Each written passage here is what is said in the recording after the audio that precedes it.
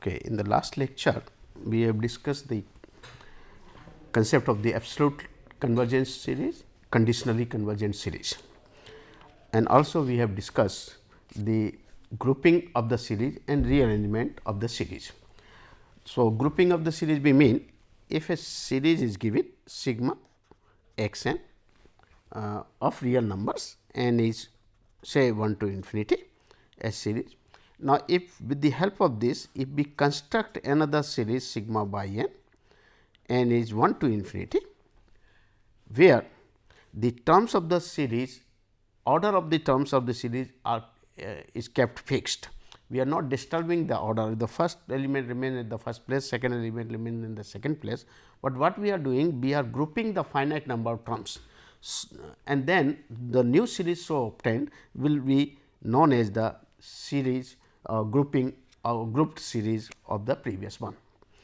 And in that case, we have also seen a result that if a series sigma x n is convergent and has the sum s, then the corresponding grouped series will also be a convergent series and will have the same sum as the sum. It means, by grouping the terms of the series, the new series so obtained will not change its character. If the original series is convergent, the newly constructed series by grouping the elements will also be convergent and the sum will remain the same. So, this is the case of the grouping. Okay. But in case of the rearrangement of the series, rearrangement we have defined like this: rearrangement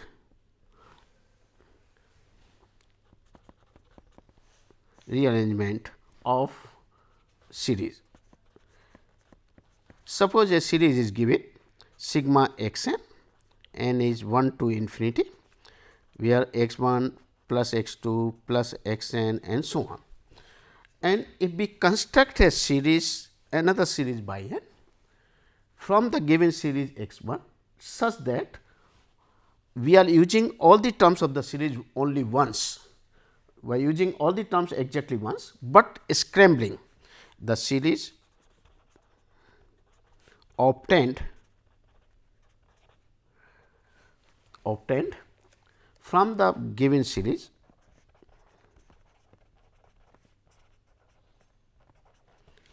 say 1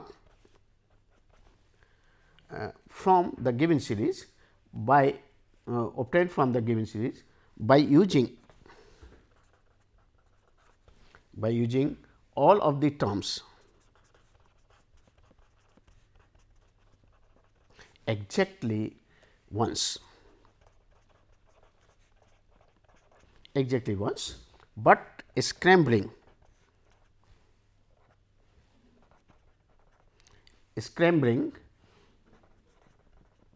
the order in which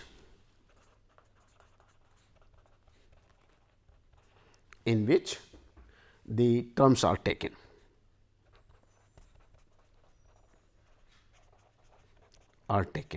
So, the series obtained from the given series 1 by using all of the terms exactly once, but scrambling the order in which the terms are taken is known as rearranged series. So, in this case we are free to interchange the position of the terms and then taking the new series and then considering the new series so obtained. Now, as in the case of the earlier, when grouping of the series does not change the nature of the series, but in case of the rearrangement of the series, the nature is may change, even the sum changes. If the series is convergent having the sum s, then if after rearranging the terms, the series will remain convergent, but the sum may differ. So, this was observed by Riemann, and the Riemann basically this is the Riemann observation. What Riemann has observed,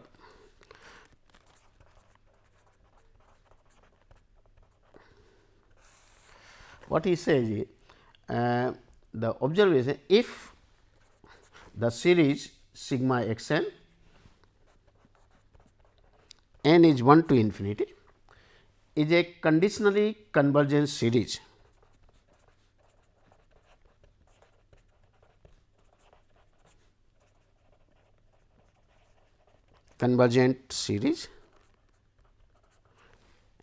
is conditionally convergent in R set of real numbers, of course, a series of real numbers, and if C is any point real number belongs to R, say, is arbitrary,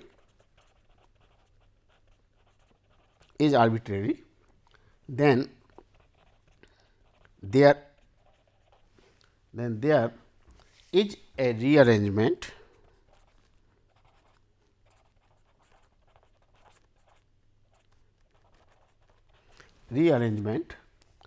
of the series sigma x n of the series that converges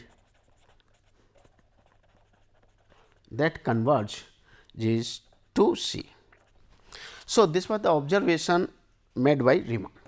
It means, if a series is not absolutely convergent series, but it is a say conditionally convergent series having infinitely many positive and infinitely many negative terms, then in that case, if I rearrange the terms of the series and gets another series, then such a series can be will have a sum different from the previous one. In fact, if I want a sum to be C, then an arrangement can be possible, so that the rearranged series will converge to the value C.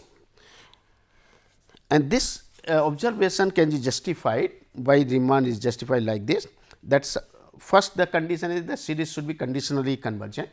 Second condition which he has imposed is there should be infinite number of positive terms, infinite number of negative terms, and then what he did is he first considered the first positive terms whose sum positive terms, and the sum of that series of the positive terms does not converging to does not exceed by greater than C, sum of the positive term greater than C. Then later on he considered the sum of the negative terms which are greater than C, and like this he is able to show that for any given C one can make a rearrangement, so that the series will converge to the same point C. So, this was the observation. Now, if such a series is given which is conditionally convergent, but not absolutely convergent, then obviously the series will give problem when we interchange or when we shifting the position of the points, that is the terms are shifted or interchanged, then you will not get the unique sum. However, this case is not there in absolutely convergent series. So, this next result shows if a series is an absolutely convergent series, then whatever the rearrangement we made, the series will remain convergent and will have the same sum as the original one. So, this result is given in the form of theorem which is known as the rearrangement theorem.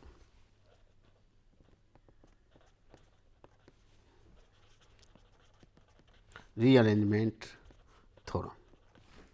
The theorem says like this: let sigma x n 1 to infinity be an absolutely convergent series, absolutely convergent series in R, then any arrangement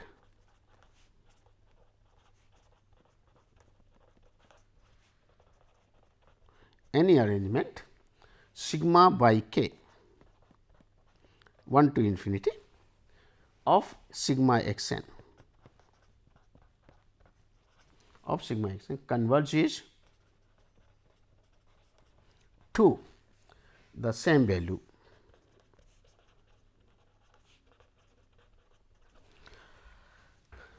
So, see the proof of this. So, this is very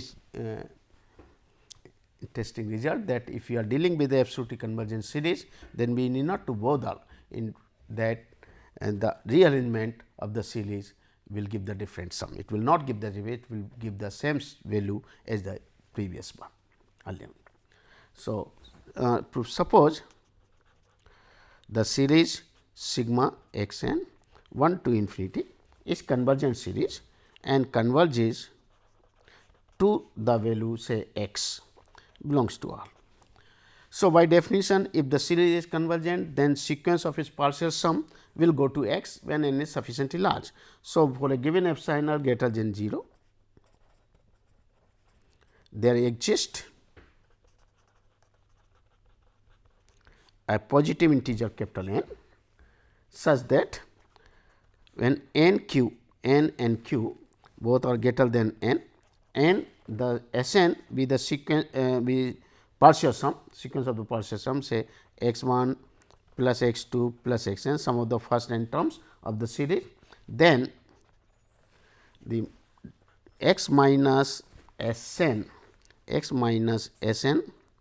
is less than epsilon and sigma of this mod of x k when k varies from n plus 1 to q remains less than epsilon.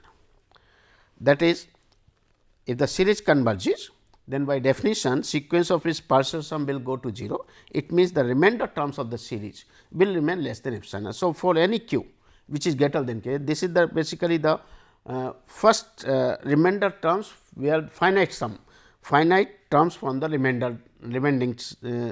remaining series, it will remain less than epsilon. Okay. So, this is true. Now, let us take the rearrangement of the series. Let sigma by k is 1 to infinity be the rearrangement of this series sigma x n, with the rearrangement of this series sigma x n. Okay. Now, if I choose let m belongs to the positive natural number, this is the a positive natural number capital N, and here is the capital N is just a some positive integer n. So, set of this natural number. So, capital M is a positive integer capital M be such that all the terms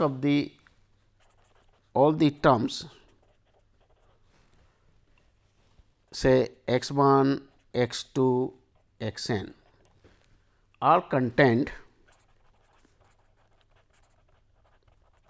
in say T m summoned by 1 plus by 2 plus by m. This is a rearranged series, and what I am doing is I am taking the sum of the first m terms. Since it is a rearrangement, it means we are just changing the order of x 1, x 2, x n, and the new series is so obtained, but the first m terms which we are choosing involves this x 1, x 2, x n plus few more terms, of course, is there in that. Okay. So, obviously, it follows. So, obviously, when m is greater than n. So, if m is greater than or equal to m, then in that case the T m this sum minus S n, because this sum will definitely involve x 1, x 2, x n. So, when you take the minus, so x 1, x 2, x n will go out, and this is a sum of finite number of terms x k is the sum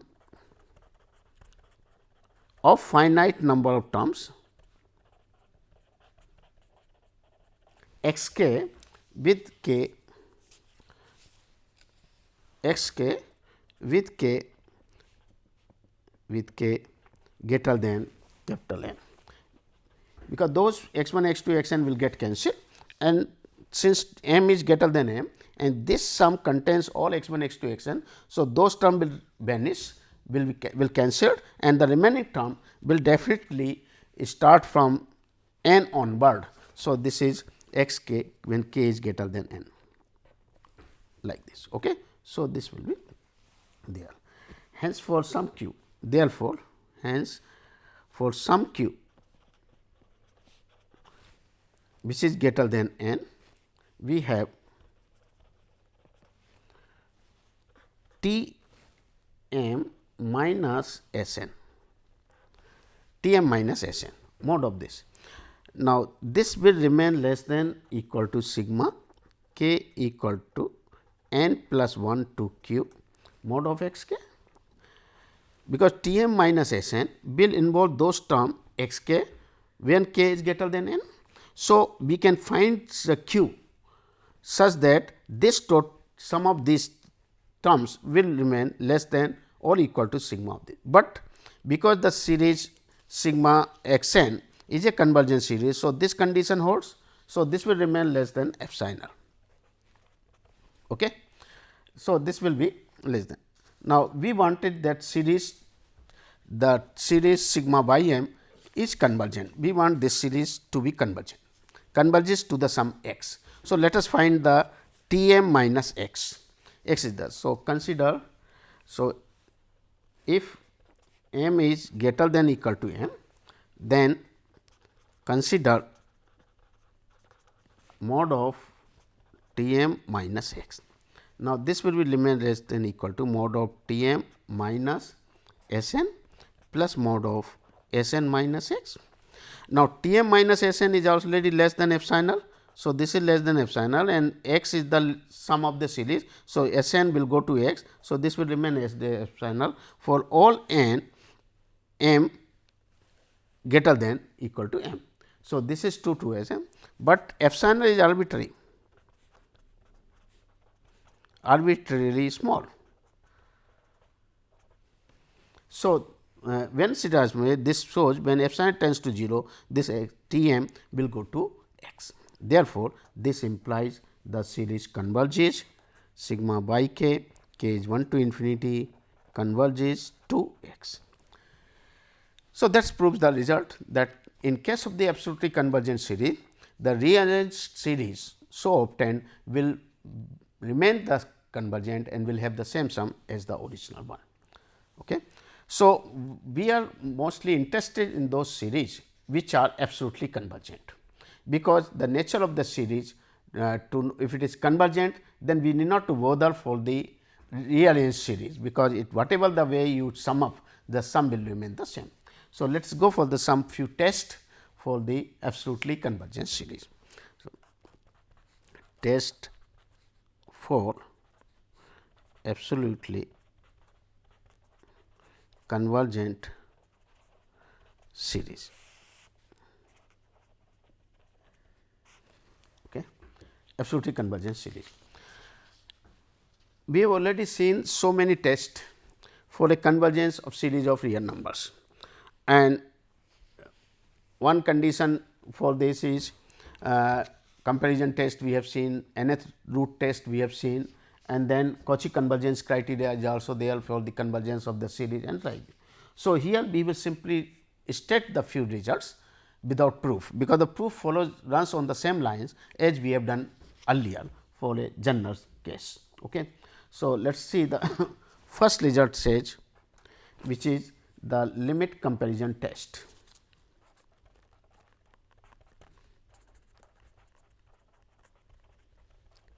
Comparison test. First one we have seen, this is the second test. We are saying what she says, suppose that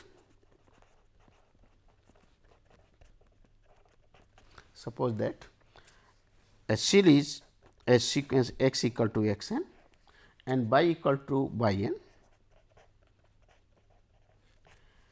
are non-zero real sequences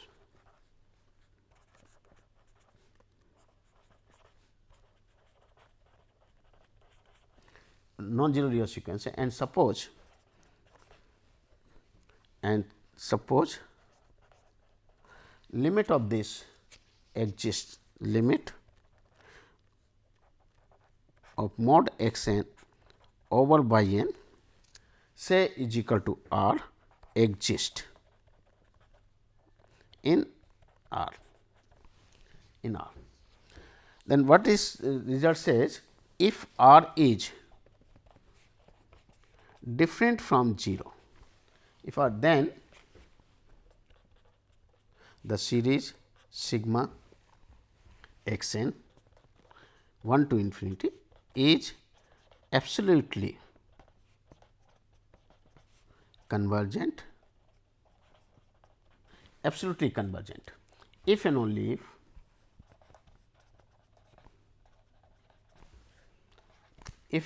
if the series sigma by n is absolutely convergent.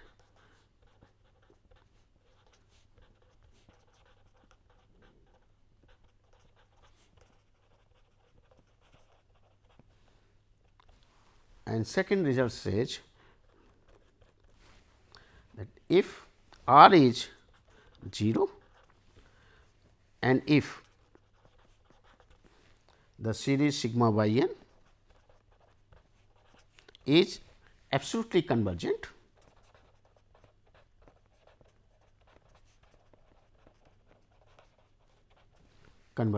then the series sigma x n is absolutely convergent.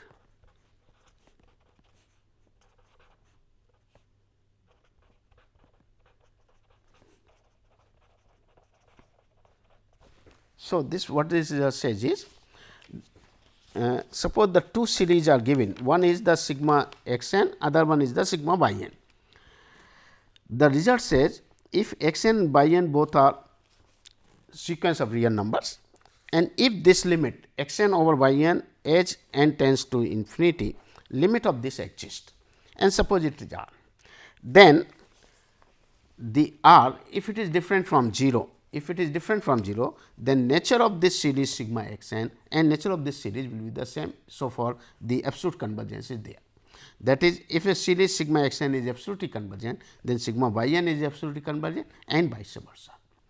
Now, if R is 0, then in that case sigma x y n is absolutely convergent will imply the sigma x n is absolutely convergent, okay, but not the other way around, Okay. So, just given series, if we are able to construct the series by n in such a way, so that the ratio limit of the ratio exists, then one can identify whether the series is absolutely convergent or not.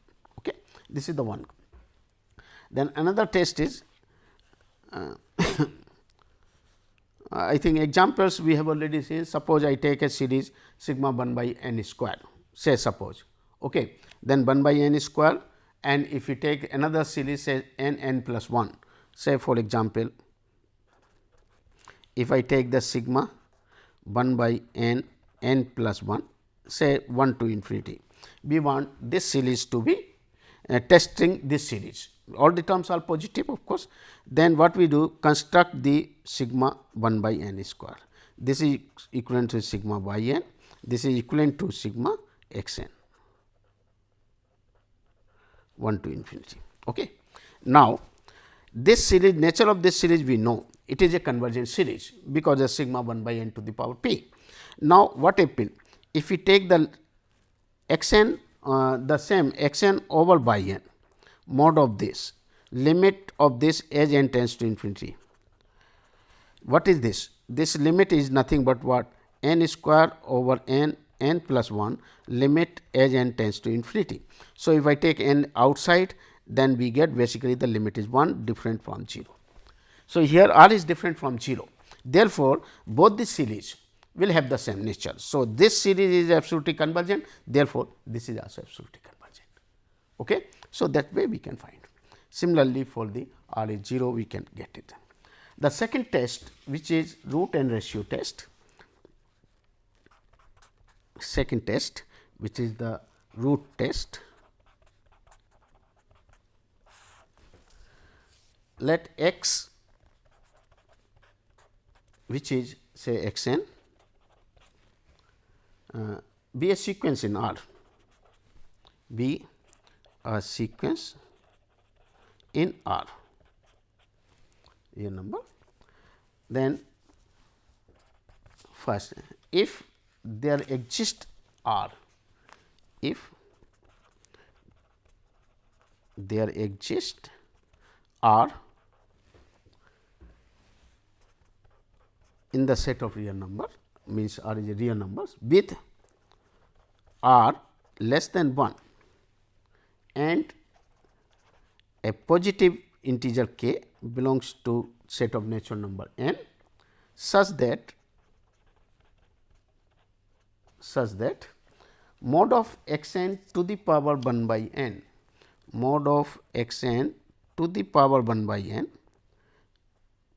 this mod is less than equal to R for n greater than equal to k. Maybe the few terms this condition may not be satisfied, but after a certain stage the mod x n to the power 1 by n remains less than that number R, which is less than 1. Then the series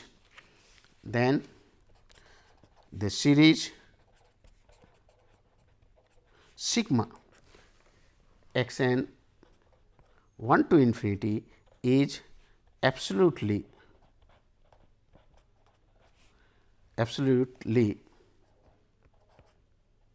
convergent, absolutely convergent. This is one. And second word, if suppose if there exists k, if there exists a positive integer k greater than 1, k greater than 1 belongs to n, of course, k belongs to n, positive integer, I will say positive integer k, positive integer k belongs to n such that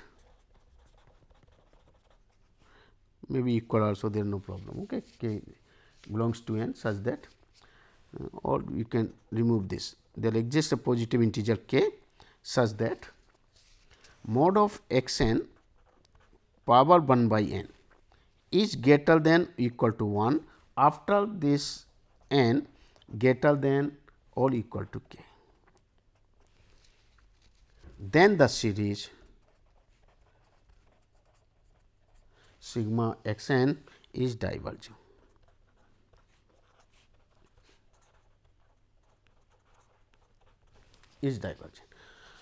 So, again this is the nth root test, is the parallel to our root test for the general sigma x n, when go mod of x n to the power 1 by n or if lying between 0 and 1, then this is convergent, greater than 1 then diverges, is it not. So, mod x n is greater than R is strictly less than 1. So, again this proof will be the same. So, we are just dropping. Now, since as a corollary of this, in earlier case also we have seen the limiting, instead of choosing because this inequality to identify such an R is a difficult one. So, what we do, we wanted to avoid this part. So, instead of this we can take the limiting value, and as a corollary we can say of this result is let x, which is x n, be a sequence in R,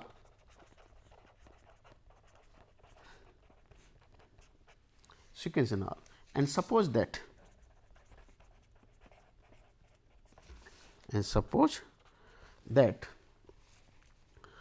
the limit of this x n mod x n to the power 1 by n as n tends to infinity exists n equal to R in R exists, then the series sigma x n is absolutely convergent.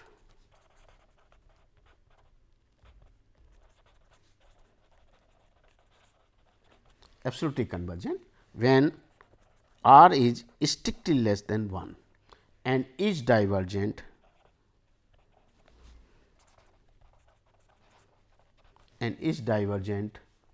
when R is greater than 1.